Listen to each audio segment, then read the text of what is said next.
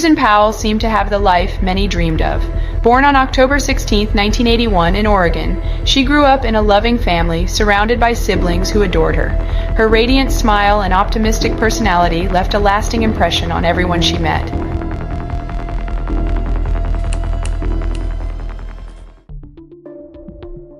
Susan Powell seemed to have the life many dreamed of. Born on October 16, 1981 in Oregon, she grew up in a loving family, surrounded by siblings who adored her. Her radiant smile and optimistic personality left a lasting impression on everyone she met.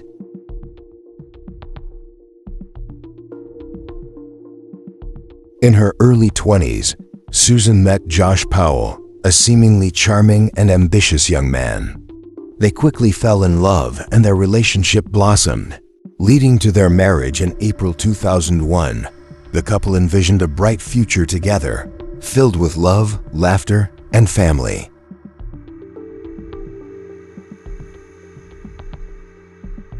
The Powells settled in West Valley City, Utah, and began building their life together. Susan worked as a cosmetologist and was known for her creative flair. Her clients adored her warm personality, while her friends admired her dedication to her family. Susan and Josh welcomed two sons, Charlie and Braden, into their lives. They were the center of Susan's world. She was a devoted mother, always ensuring her children were cared for and happy. Her social media posts often highlighted the joy she found in her family.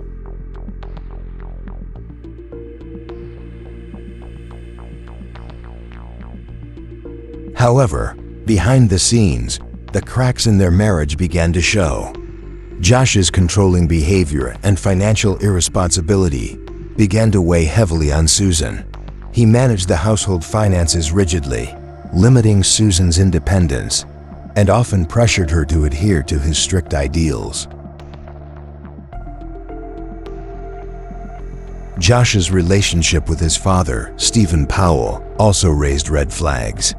Stephen's inappropriate behavior toward Susan, including obsessive advances, made her uncomfortable. Despite her concerns, Josh failed to address his father's behavior, further straining their marriage.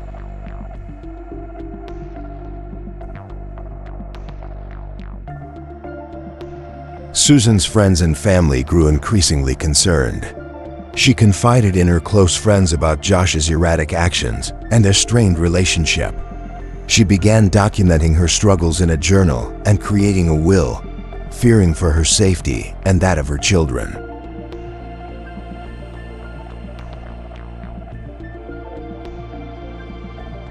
On December 6, 2009, Susan attended church with her family. Everything seemed normal, and she appeared cheerful, as always. Later that evening, Susan prepared pancakes for dinner, a small act of love for her family. It would be the last time she was seen alive.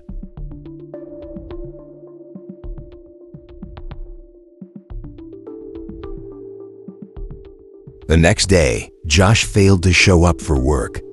Concerned co-workers called the police, who discovered the family home empty but ominously disturbed. Susan's purse, phone, and keys were left behind. Her friends and family were immediately alarmed.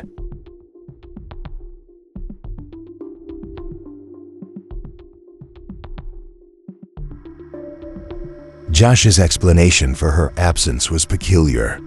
He claimed he had taken Charlie and Braden on a spontaneous midnight camping trip in freezing temperatures. Susan, he said, had stayed home. The story baffled investigators and deepened suspicions.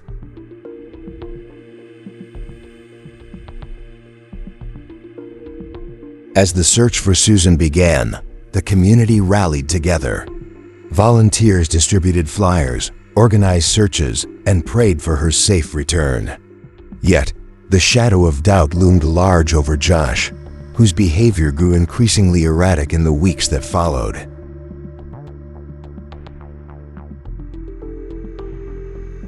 Investigators delved deeper into Josh Powell's life, uncovering troubling patterns. His finances were in disarray, his spending habits reckless, and his relationship with Susan marked by emotional abuse. Friends and family painted a picture of a man with a volatile temper.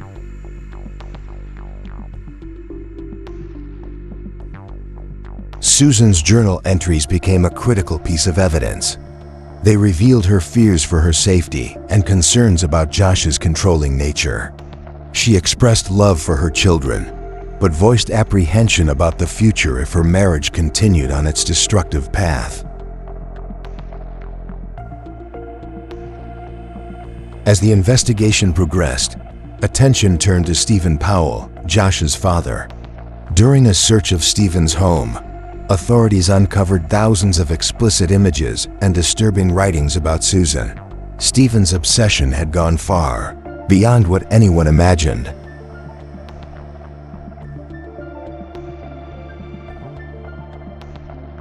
Stephen's arrest brought temporary relief to those who loved Susan, but it did little to bring them closer to finding her. Meanwhile, Josh fought to maintain custody of his sons, despite mounting evidence of his instability.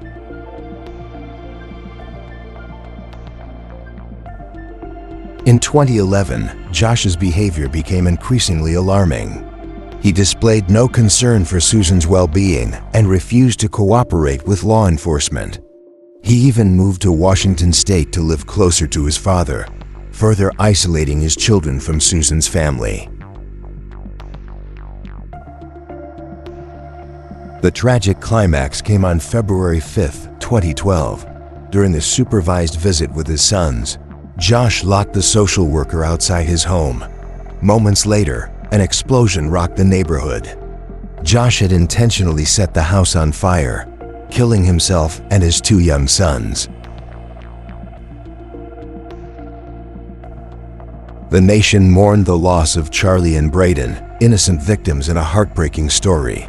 Their deaths intensified the demand for answers about Susan's fate, but the case remained unresolved, shrouded in mystery and heartbreak.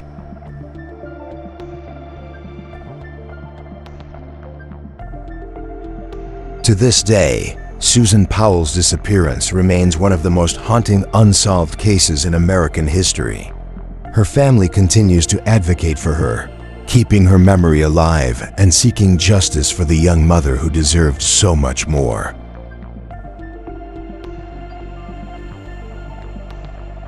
The legacy of Susan Powell is a reminder of the resilience of those left behind and the importance of shining a light on domestic abuse. Though her story is filled with tragedy, her family's unwavering commitment to finding the truth ensures she will never be forgotten.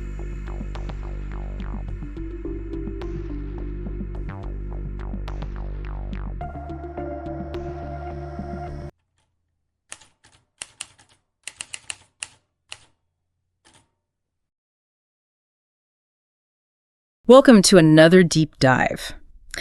Today we're going to unpack a truly perplexing mystery, the disappearance of Susan Powell. Oh, wow. We've got excerpts from a text detailing her life and the events leading up to that December night in 2009 when she vanished. Okay. It's a case that draws you in because at first glance, Yes. Susan Powell was living the American dream. A loving family, a husband, two beautiful sons. But behind the facade, there were cracks, secrets, and a darkness that eventually consumed everything.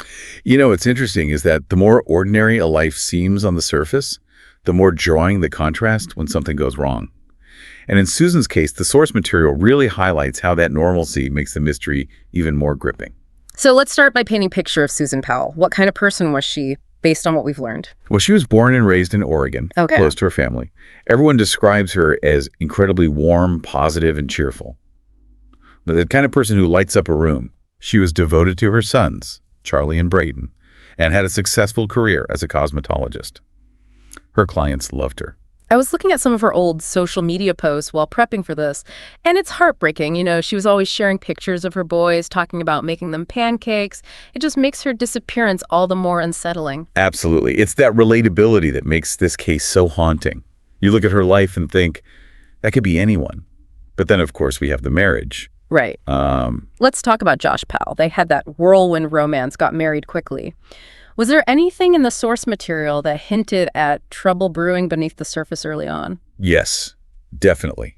Even in the early stages of the relationship, there were red flags regarding Josh's behavior. Okay. The source material points to his controlling tendencies, financial instability, and this pressure he seemed to exert on Susan to conform to his ideals. It seems he was very image conscious, and Susan was expected to fit into that picture-perfect mold. And this is where we see Susan starting to express her fears right.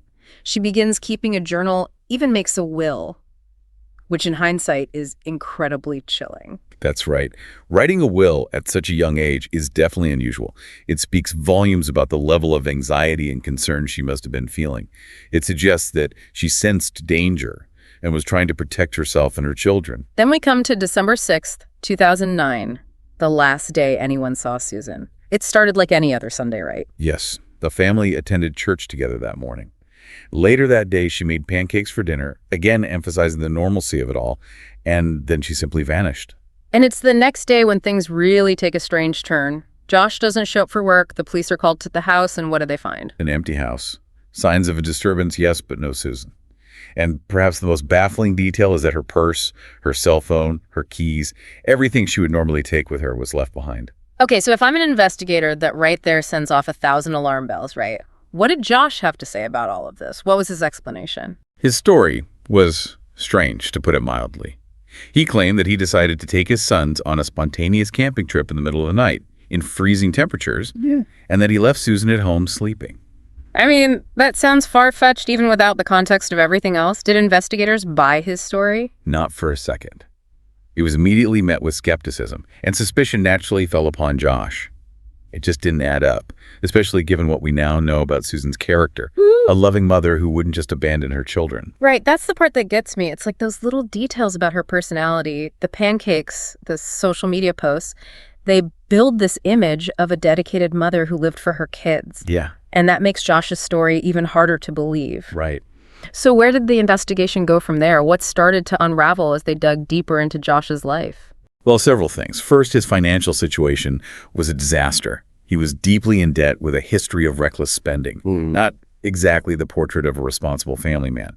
And then there were the accounts from friends and family, some of whom revealed disturbing instances of Josh's emotional abuse and volatile temper. Oh, wow. It painted a much darker picture of the marriage than what was initially presented. And of course, we can't forget about Susan's journal, which provided a chilling firsthand account of her experiences. Yes, her journal was a crucial piece of evidence. It gave voice to her fears, her concerns about Josh's controlling behavior, and the manipulation she was enduring. It's difficult to read those entries without feeling a deep sense of unease, knowing what ultimately transpired. I can only imagine how unsettling it must have been for investigators to read those words, knowing Susan had vanished without a trace. It really adds another layer of complexity to this already perplexing case, doesn't it? Absolutely. And as if Susan's situation wasn't complicated enough, there was another figure who entered the picture. Josh's father, Stephen Powell. Right. This is where we see another layer of disturbing behavior come to light, isn't it? Yes. Stephen Powell's behavior towards Susan was, to say the least, inappropriate. Okay. There were accounts of unwanted advances, an obsessive fixation, and the fact that Josh seemed to do little to address his father's behavior only fueled the suspicions surrounding him. And then, of course, there's the discovery made during the search of Stephen Powell's home, which I imagine sent shockwaves through the investigation. Absolutely. When investigators searched Stephen's home, they uncovered a vast collection of explicit images and writings about Susan. What? It became very clear that he had a deeply disturbing obsession with his daughter-in-law, which added a whole new dimension of creepiness to the case. It's almost like a nightmare unfolding, isn't it? You have Susan's disappearance, Josh's questionable behavior, and now his father's disturbing obsession. Right. It's hard to fathom what must have been going through the minds of everyone involved. So what happened next? What was the next major development in this twisted saga? Well, despite the mounting evidence and suspicion surrounding him, Josh fought fiercely for custody of his sons. He eventually moved with them to Washington State, effectively isolating them from Susan's family, who were desperate for answers. And it's there, tragically, that the story takes its most horrific turn. You're talking about the events of February 2012, right? The fire, the deaths of Josh and the boys. It's hard to even process something that awful. It's a truly devastating end to an already heartbreaking story. During a scheduled supervised visit with his sons, Josh locked the social worker out of the house, and moments later there was an explosion. He had intentionally set the house on fire, killing himself and his two young sons. It's difficult to even grasp the level of despair that must have driven him to such an extreme act, and the thought of those two innocent boys caught in the middle of it all is just, there are no words. It's a stark reminder of the devastating consequences of domestic violence and how quickly a situation can escalate into something truly horrific. And to add another layer of tragedy to this whole ordeal, Susan's body was never found. So even in death, there's no closure, no definitive answer to the question of what happened to her. What does the source material say about the investigation following the fire? Did anything new come to light? Despite extensive searches and continued efforts by law enforcement, Susan's disappearance remains an open investigation to this day. However, the fire did bring to light some previously unknown information. In the wreckage of Josh's house, investigators found a safe containing Susan's journals along with other personal items that she had kept hidden. It's like she knew on some level that something was terribly wrong and was trying to leave a trail, a record of what was happening. That's a very astute observation. The discovery of those hidden journals suggests that Susan was not only fearful for her safety, but also actively documenting her experiences, perhaps hoping that one day the truth would be revealed. That's incredibly poignant, and I imagine it must have been both heartbreaking and validating for her family to have those journals, to finally hear her voice in her own words. Absolutely. It gave them a deeper understanding of what Susan was going through and solidified their belief that Josh was responsible for her disappearance. This case has so many layers, so many disturbing elements. It's hard to know where to even begin unpacking it all. But one thing that keeps coming to mind for me is the role of financial abuse in domestic violence situations. We talked about Josh's financial troubles, and I can't help but wonder if that played a part in his controlling behavior. That's a great point. Financial abuse is often a less recognized form of domestic violence, but it can be incredibly powerful in controlling and manipulating a partner. By creating financial dependency, abusers can limit their victims' options and make it much harder for them to leave the relationship. It's a reminder that domestic violence isn't always physical. It can be emotional, psychological, and, as you said, financial. And it can be incredibly insidious, wearing away at a person's self-worth and independence over time. Exactly. And it's often difficult for victims to recognize those patterns of abuse, especially when it's subtle and gradual. It's a complex issue with far-reaching consequences, and I think Susan's case highlights just how important it is to understand the various forms that domestic violence can take. I'm also thinking about the role of Stephen Powell, Josh's father, and his disturbing obsession with Susan. It adds a whole other layer of complexity to this case and raises questions about the family dynamics that might have contributed to the tragedy. That's an aspect of the case that continues to intrigue and disturb people. Stephen Powell's obsession with Susan was clearly unhealthy and inappropriate, and the fact that it seems to have been known or at least suspected by other family members raises questions about why no one intervened. It's like this whole case is a web of secrecy, manipulation, and ultimately tragedy. You have Susan trapped in a marriage that was becoming increasingly dangerous, her attempts to document her experiences and protect her children. Then you have Josh spiraling further into darkness, driven by his own demons and perhaps fueled by his father's disturbing influence. And in the end, two innocent lives are lost, and a family is left grappling with unimaginable grief and unanswered questions. It's a heartbreaking story, and it's easy to get lost in the details of the investigation, the forensic evidence, the legal battles. But at its core, this is a story about human beings, their vulnerabilities, their complexities, their capacity for both love and darkness. And I think it's important to remember that even as we try to understand what went wrong and how such a tragedy could have unfolded. You know, listening to you talk about this, it strikes me that one of the most haunting aspects of the Susan Powell case is that even though it's been years since those tragic events unfolded, there's still so much we don't know. Her body was never found, and the circumstances surrounding her disappearance remain shrouded in mystery. You're right. And that lack of closure, that lingering uncertainty, must be incredibly difficult for her family and friends to bear. It's like a wound that can't fully heal, a constant reminder of the unanswered questions that continue to haunt them. It makes you wonder about the psychological impact of living with that kind of ambiguity, that sense of unfinished business. It must be incredibly difficult to find peace or move forward when the truth remains elusive. You know, as we've been discussing this case, I can't help but think about the immense pressure Susan must have felt, the weight of her fierce responsibility of protecting her children, all while trying to maintain a sense of normalcy for their sake. It's a burden no one should have to bear. Yeah, it's truly heartbreaking to consider what she endured in silence. And it underscores the insidious nature of domestic abuse, how it can thrive in secrecy and isolate victims from their support systems.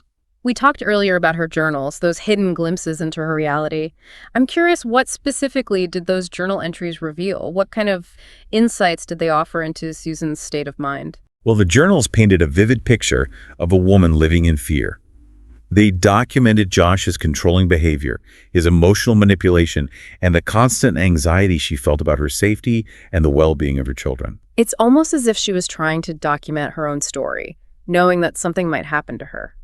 That's a chilling thought, but it's not uncommon in cases of domestic abuse. Victims often keep journals or diaries as a way of processing their experiences, documenting the abuse, and preserving a record of what's happening in case something happens to them. It's both heartbreaking and empowering in a way.